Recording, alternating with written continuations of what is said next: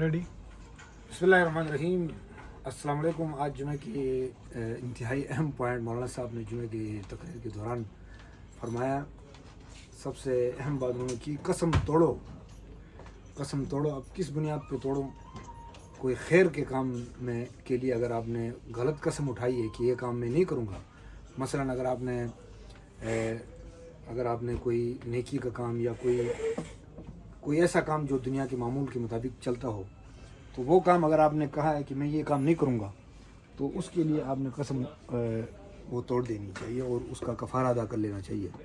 تو اس میں حضرت ابو موسیٰ بن شبہ، ایک صحابی تھے ابو موسیٰ، ان کے متعلق ایک بیان کیا کہ ان کے مہمان آ رہے تھے، تو مہمان نے فرمایا کہ مرغی پکا ہوا تھا ان کے گھر میں. تو انہوں نے کہا، صحابی نے کہا آئے میرے گھر میں مرغی کھانا کھائیں. تو انہوں نے کہا نہیں، میں نے قسم کھایا کہ میں مرغی نہیں کھاؤں گا. تو انہوں نے ان کو بٹھایا کہ آئے میں آپ کو مسئلہ بتاتا ہوں کہ حضور صلی اللہ علیہ وسلم نے کیا کیا ہے مسئلہ اس حوالے سے. تو انہوں نے بتایا کہ جب میں بیت المال سے میں نے حضور صلی اللہ علیہ وسلم سے 2 اونٹ مانگے، تو حضور صلی اللہ علیہ وسلم نے قسم کھائی کہ میں یہ بیت المال سے اونٹ آپ کو نہیں دوں گا.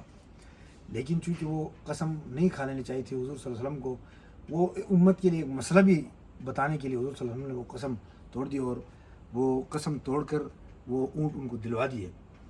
تو یہ اس طرح امت کو اور مسلمانوں کو یہ ایک مسئلے کا حل، انتہائی امپورٹنٹ مسئلہ تھا کہ قسم خیر کے کام میں قسم توڑ دینے چاہیے اور بعد میں کفارہ ادا کرنا چاہیے. کفارہ یہ ہے 10 مسکینوں کو 2 ٹائم کا کھانا، یا ان کے لیے لباس 10 مسکینوں کے لیے، یا اس سے بھی آسان 3 روزے ناگہ کیے بغیر. شکریہ. چینل سبسکرائب کریے.